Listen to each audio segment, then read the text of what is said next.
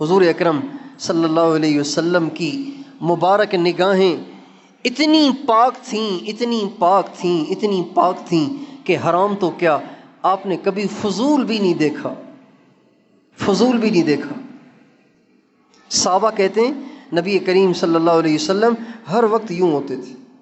آپ مجھے دیکھیں، سر جھکا ہوا اور نگاہیں گود میں.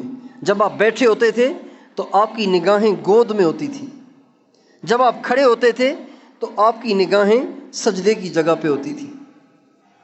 یہ آپ کی زندگی کا مستقل معمول تھا کہ جب آپ بیٹھتے تھے تو آپ کی نگاہ گود میں ہوتی تھی، اور آپ کھڑے ہوتے تھے تو آپ کی نگاہ سجدے کی جگہ ہوتی تھی. اب بتائیے، جو اس طرح اپنی نگاہ کو رکھنے کا عادی ہو تو وہ حرام کبھی دیکھ سکتا ہے؟ اس لیے اگر ہم چاہتے ہیں کہ ہم گناہوں سے بچیں، ہم اللہ کی نافرمانی سے بچیں، اللہ کے غیظ و غضب سے بچیں، تو اپنی نگاہوں پہ کنٹرول کریں، اپنی نگاہوں کو جھکانے کی اپنے اندر عادت ڈالیں. بچپن سے اپنے بچوں کو عادت ڈالیں، بیٹا نگاہ نیچے رکھو.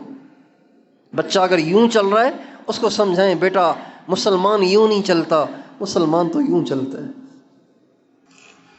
اللہ تعالیٰ فرماتے ہیں وَلَا تَمْشِ فِي الْأَرْضِ مَرَحًا إِنَّكَ لَن تَخْرِقَ الْأَرْضَ وَلَن تَبْلُغَ الْجِبَالَ طُولًا.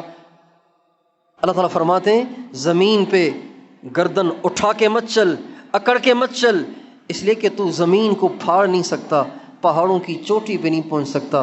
اور یہ جگہ اللہ فرماتے ہیں وَعِبَادُ الرَّحْمَنِ الَّذِينَ يَمْشُونَ عَلَى الْأَرْضِ هَوْنًا وَإِذَا خَاطَبَهُمُ الْجَاهِلُونَ قَالُوا سَلَامًا. رحمان کے بندے وہ ہیں جن میں چند صفات ہیں، ان میں پہلی صفت یہ ہے کہ ان کی گردنیں جھکی ہوتی ہیں. رحمان کے بندوں کی پہلی صفت یہ ہے کہ ان کی گردنیں اٹھی ہوئی نہیں، ان کی گردنیں جھکی ہوتی.